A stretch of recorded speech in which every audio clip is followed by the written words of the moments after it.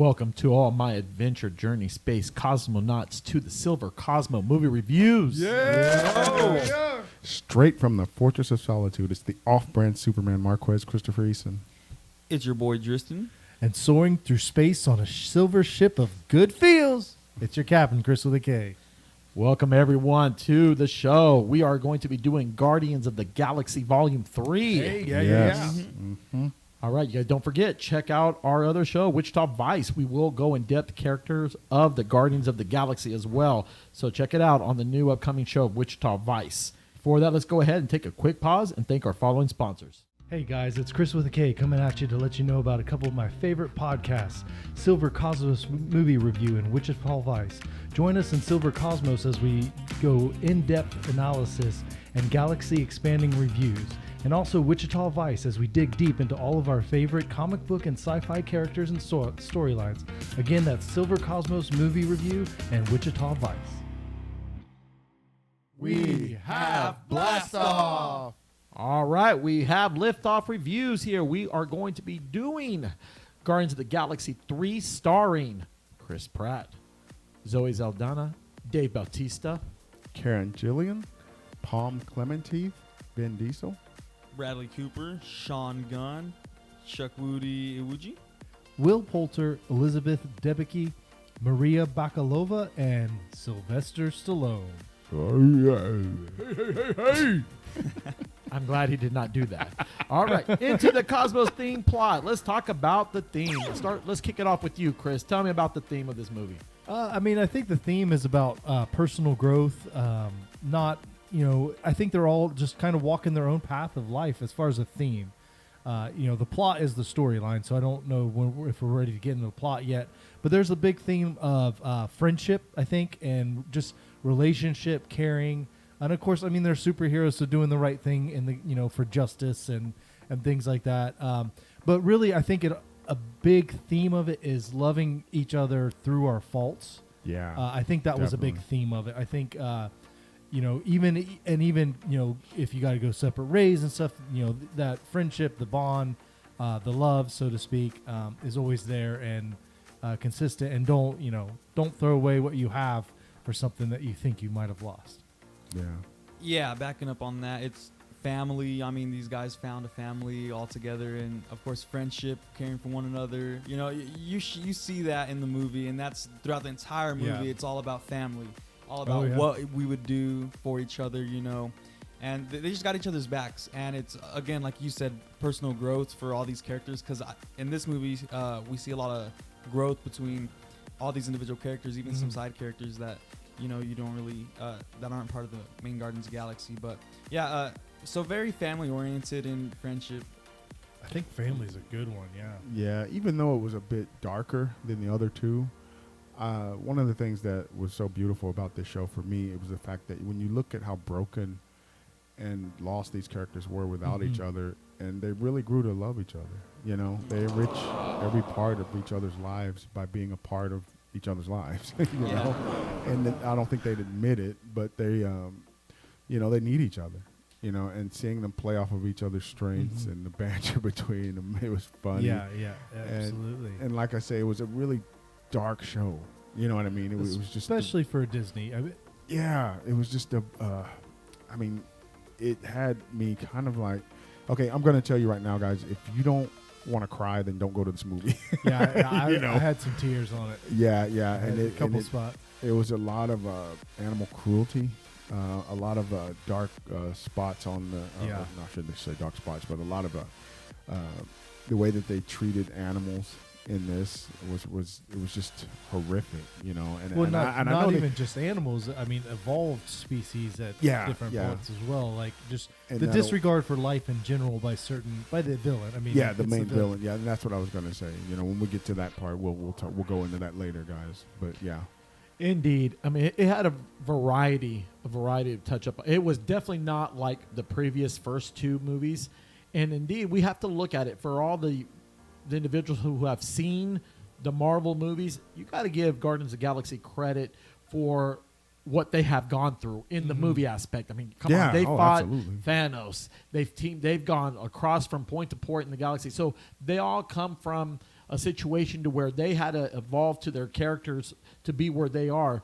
And especially what you touched up on, Marquez, when we're going to highlight it in the Wichita Vice show, yes, it's going to highlight, especially character like Rocket Raccoon. I mean, Yeah. it's sad, and the thing is that we have to embrace for that. But they all have a story to tell. Yeah. So let's go ahead and dive in really quick into the plot itself. So we have, as seen already, we see that it's centered really heavily on back flashes of especially like Rocket with. It's really focused on his backstory, on Rocket Raccoon's backstory, and then kind of the growth of everybody else. But we have Peter Quill still dealing with the loss of Gamora, and then the reappearance of a different Gamora, different timeline. Yeah, who's not his Gamora, right? And, and Gamora's growth as that person now getting away from Thanos much earlier than she did in the original timeline, and not with Peter. So there's a whole different path that she's walking. Then you have Groot now has come into kind of his young adult, like he's full, like I don't know, 20-ish probably, type of character. Like he's buffed out, but he's not. I was he's about not to a say, teenage jerk like he was in the Guardian. He hit the weights quite a bit in this movie. Groot was a main character, man. He was. And Nebula has definitely shown a lot of growth, but there's a super darkness, especially at the beginning of the movie, when you have Peter's all just drunken out, and now he goes through a super dark phase, blames himself for the loss of both his parents, his mom and his dad, as well as his he thinks his granddad's probably dead, so he's blaming himself for that. Now he blames himself for Gamora. He blames himself now for Rocket at the very beginning of the movie. This isn't, I don't think, a spoiler because it happens, 10 minutes into the movie that Rocket gets. I mean, but the rest of the movie is based on them trying to get Rocket. The real plot is them trying to save Rocket. Yes. And before we keep diving in, spoiler alert, you guys! If you have not seen it and you don't want us to give it away, pause the show, come back to it after you see the movie. Just throwing it out there. I don't want to I wasn't going to go too deep. I mean, I think that's pretty much the premise of the movie is they're trying to save Rocket after he got injured, and that's where they go after the bad guy. I mean, the whole reason that the climax happens is because they're trying to save Rocket. So pretty much. Obviously there's a lot more to it, and I really love the character growth. I think James Gunn just did fabulous. There's so much there. There's the family. I think with them. I think is a great analogy because you have the building of the family with all the struggles that they've gone through.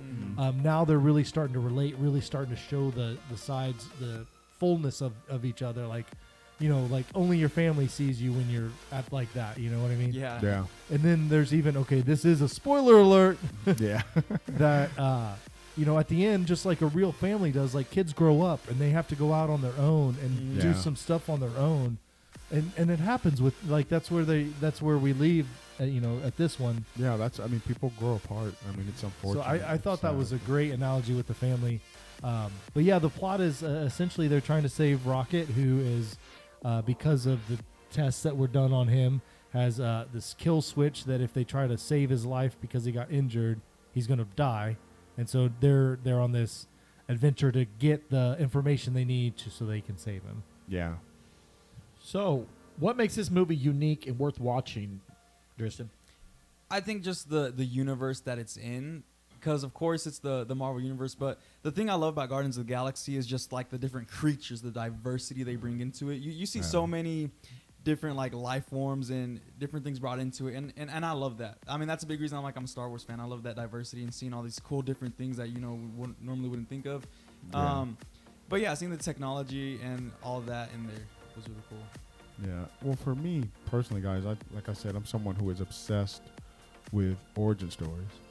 So, I mean, how they got there, and when we finally got to hear Rocket's story, and stuff like that, I thought that was masterfully done. The way they put that together. Great way to work an origin into a third movie. Yeah. You know what I mean? I mean, it just to me, origin stories just give the characters so much more depth. And so much more to go on. It just makes it so much more impactful when you have a why to the now, and by that I mean how he got to that point in his life, what makes him how he is, what's the source of his willpower, why is this person behaving this way, we get to see that. And I thought, for me personally, that was what was so good about this movie, is that they really took their time digging into the origin. It's kind of like what we do here at Razor Cut. We cut it in half, dissect it, and then put it back together again. So that's amazing. Yeah. Well put. Just like the high evolutionary. yeah, Well, and here's the thing too. Oh, one you'll one hate thing that I do, guy. one thing I do respect a lot about director James Gunn. What he has done is he's revived.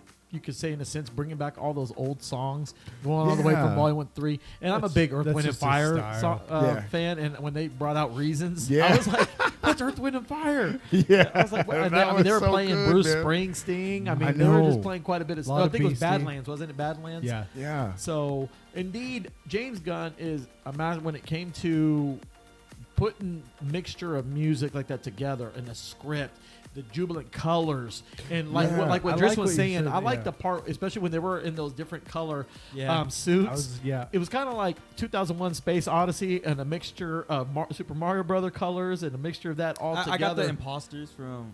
That Oh one yeah, game. from Among Us. Yeah. Well, and that you mentioned that part, and that really stood out to me because a lot of times when they show that scene, I was like, okay, so right now this is a very boring scene. It's a shot of space, and these guys are just kind of floating through it. Yeah. But it's a beautiful scene too because Yeah, it's a yeah. beautiful shot of space. And a lot of times there'd be like an epic fanfare or something, but he's playing like some rock music as they're just floating down, and so it kind of like keeps it entertaining while there's just like this slow moving picture. And you're like, oh right, yeah, but they're getting ready to like you're getting geared up with them as they're Yeah. just kind of floating. Yeah, and Mantis is just doing circles and everything. So Yeah. She fell on her head yeah, a she'd lot. always Yeah. fall on her head. She's the only one that wouldn't I'm like. like, land How is straight. she not injured every time? Yeah, like, no, I could falling think on her like, head? what is going on with She's that? the daughter of a god. Okay. So, Yeah. I like how you guys were talking about characters itself. Two characters that stood out to me that really showed their emotion definitely was Drax the Destroyer, yeah. and That also, was of good. course, Mantis and Asha Nebula. Yes. Yeah. You just Nebula thought she has was this grown stone cold so much. machine, Yeah. and she's just grown, and that's kind of neat for the movie. So, like, especially when you're watching it from Volume 1, I remember when Guardians of the Galaxy first came out.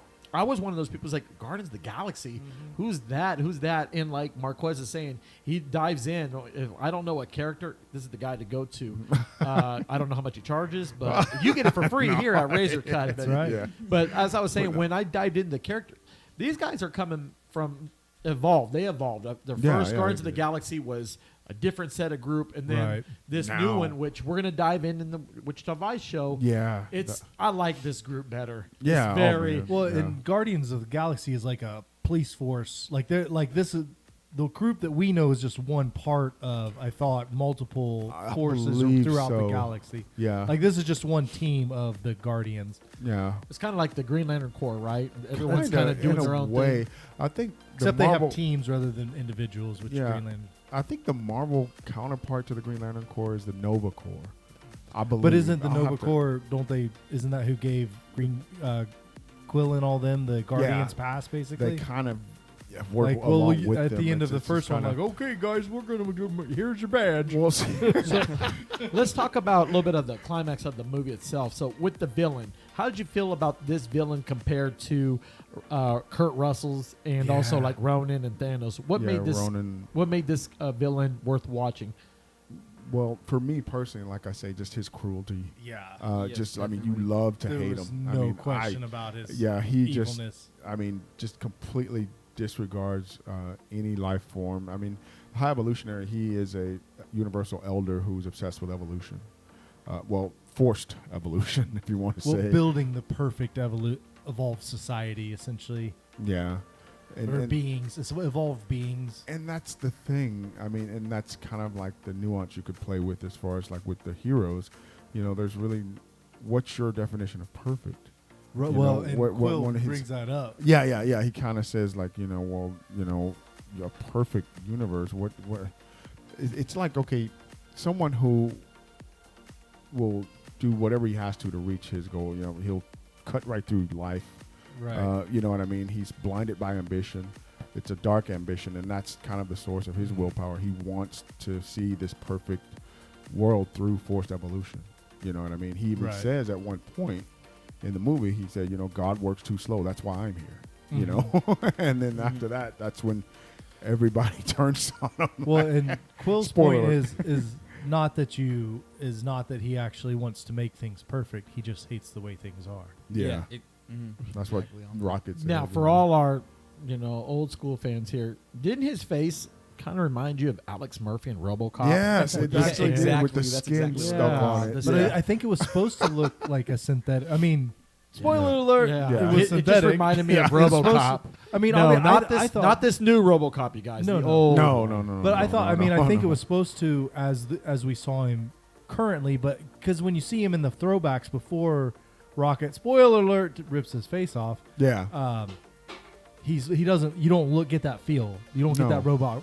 But I think that's what I think it's supposed to, like. I think it's supposed to look fake. And, Yeah. and rubbery surface level. Another thing I was going to say, another part that just bummed me out is that yearning to belong, and especially the scene with Walrus and with the otter. And it just Floor. that just bummed me Sky, out. yeah, and dude, that's yeah. why when you're going and watching this movie, it's amazing that it can, especially with the big buff guy here, Marquez over here, it can get to you. He's a big bear. Oh, yeah. He's a big bear.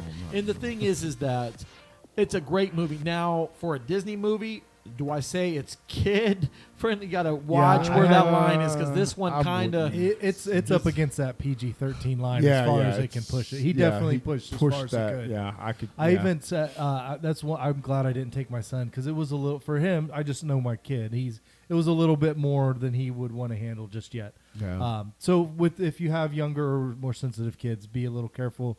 Yeah. This is a strong PG-13. Do you think this is a date Yeah, movie? Is so- this a date movie, Tristan? Someone you take a date? If they're into Marvel, yeah. If not, Yeah. If not, I mean, swipe to the right. I didn't think it was overly. It was more. I thought felt like it was even more sci-fi than necessarily superhero, like yeah. just Oh, absurd, yeah. strong strength type fighting. Like it was more like sci-fi. Like it felt more like a Star Trek. Trekkie Yeah, I kinda- can see Yeah, that. I mean, it still had the theme of people in you still had costumes with warlock. superpowers. Yeah. but but still. I don't know. Yeah. Maybe because it was just in space that it gives me that feel. Yeah, I yeah. really liked with the characters, like how they got a little even more so, and they've done it just a little bit, but more so with like Cosmos. Like that's a great little character to pull off the bench. Yeah. You know what? I mean, that was hilarious. Who, spoiler alert, post in credits, yeah. is part of the Guardians team there Yeah. with Rocket, and they're And which Groot looked. that was so cool. They gave stinking historical awesome. context.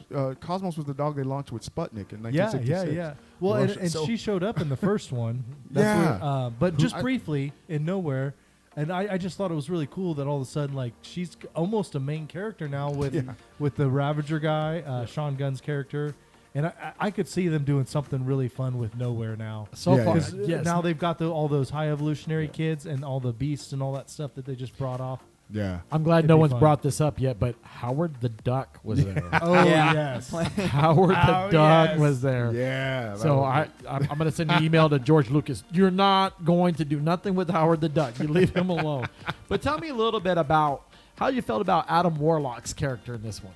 Just the movie per se. Okay, I will let okay. you dive in a little bit in the comic book, no On- problem. on But the let's okay. just talk about so far the movie. Here, let's just start it off with Tristan. Okay. Okay, so I don't really dive into the comics, so Adam Warlock's new to me.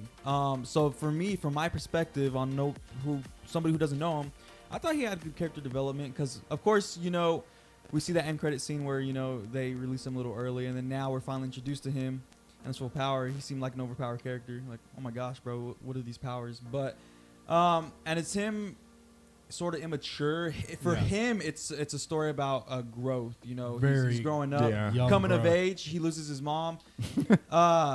And he's like, he doesn't know. It kind of feels like he doesn't know what side to choose.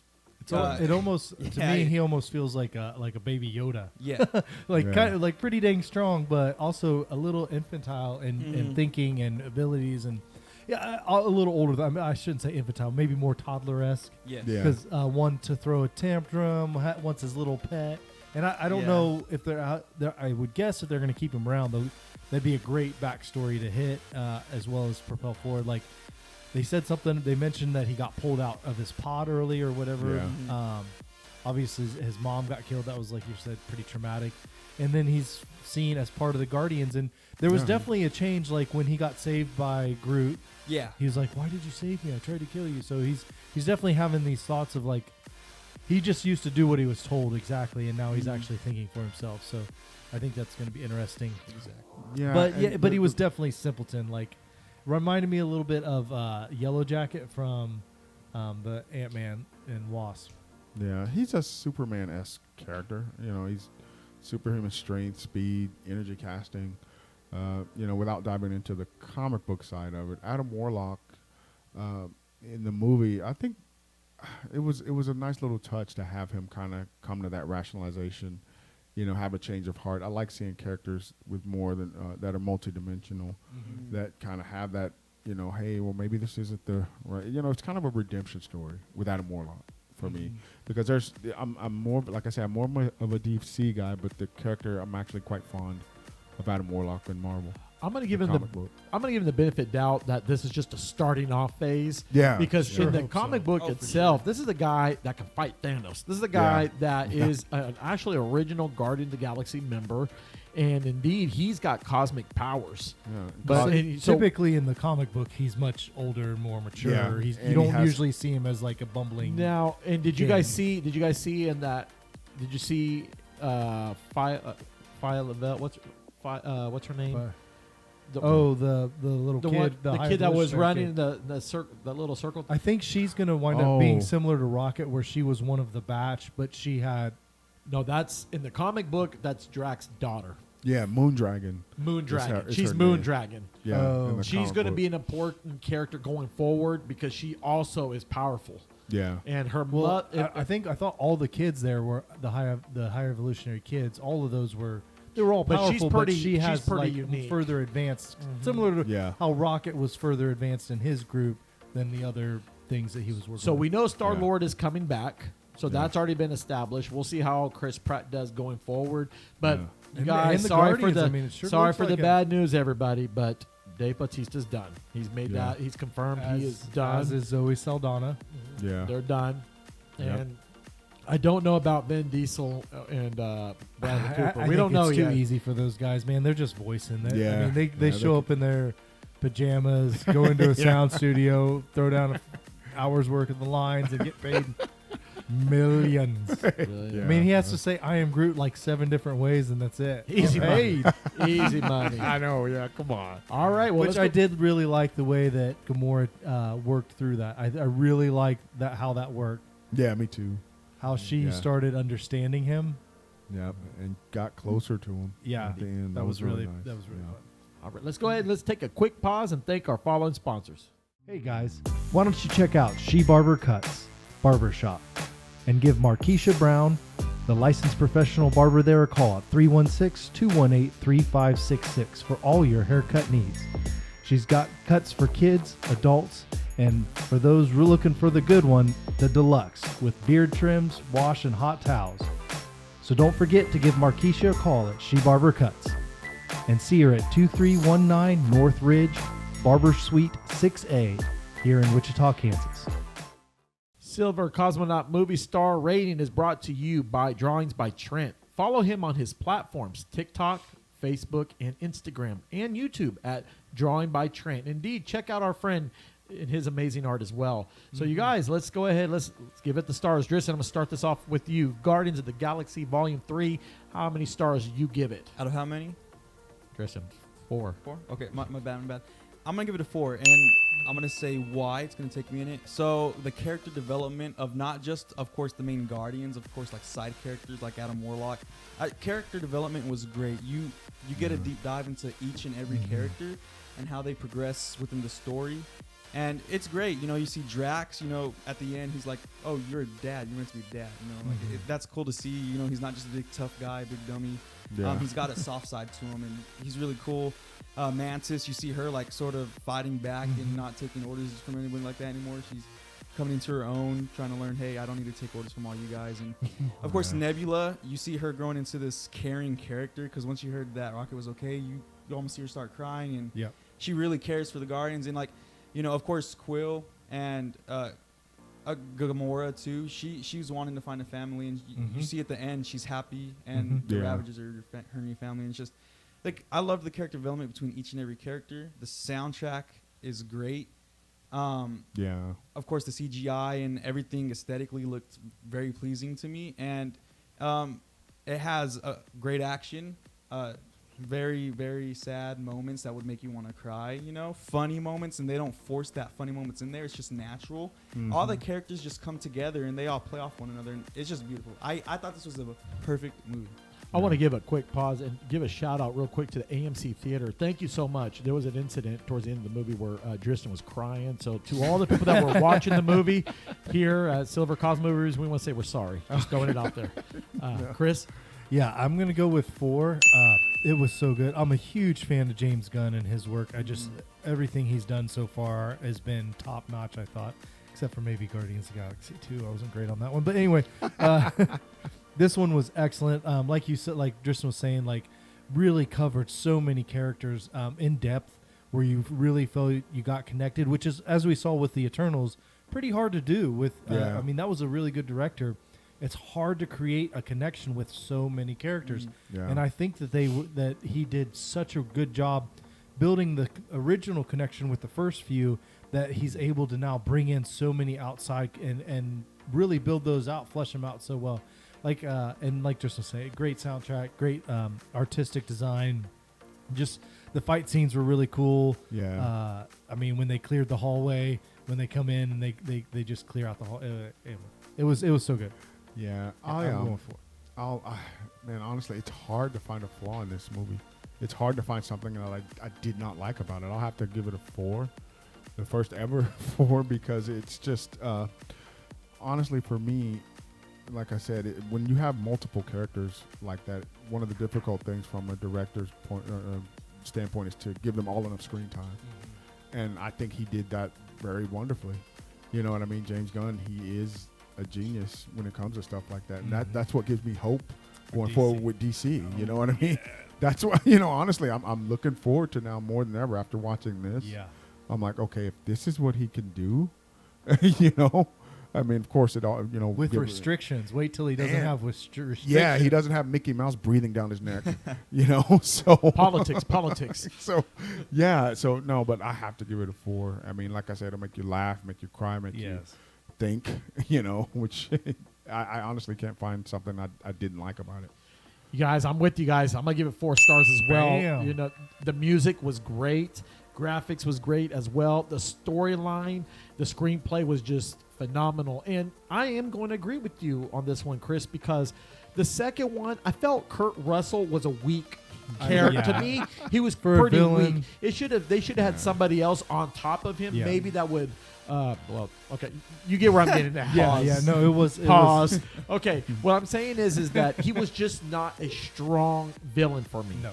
Especially in the first one, you had Ronan the Accuser and Thanos together. That's like, wow, that's a strong villain. But then with Kurt Russell, and then I was like, he was, but he's here, too cool, man. Here, one of the things also is it was just amazing blend of characters put together, and especially with all the projects they've been doing and to still be able to come back. I mean, I want to give a shout out to Dave Bautista for sticking around. Because that's what shows loyalty. When James Gunn was fired at the previous time, they weren't coming back. Yeah. So, and they said, nope, we're not going to do it. If he's not going to direct, we're not going to do it. And just for them to be able to come back, and now that we concluded on that side, I'm looking forward to Chris Pratt, what he's going to do, because he can still carry on his own show. Oh, yeah. He can still do his thing, Rocket and Groot. Yeah, I know Groot. Did Groot already had his show on Disney Plus? They have a little cartoon show. I haven't watched it, but there's a Where's Rocket? It's like a bunch of shorts episodes. So indeed, I'm going to give it 4 stars. It was a great movie. So all right, that concludes Guardians of the Galaxy 3. So check it out there. We are going to be doing Fast 10 next. So get ready for that. Any shout outs before we go? Thank you all for listening. Yeah, shout out to you guys, and thank you for letting me watch this movie and talk about it with you guys. Yeah, shout out to all our cosmonauts in the Silver Universe. Nice. That was nice. Well, of course, we couldn't have this happen without our crew in the back. So thank you guys for doing what you're doing. Thank you guys for taking your time being here. And, of course, indeed, it's always amazing to sit back and be able to watch a good movie and come back and talk about it. So do not forget, you guys, we are going to give away the tickets. We're going to make sure that we draw that winner out. So all you have to do is get on TikTok. We are there. Razor Cut Information. YouTube as well. Just put your name and we'll put you in a drawing. And if you win, you got 2 tickets. Thanks for tuning in, you guys. We'll see you in the next show.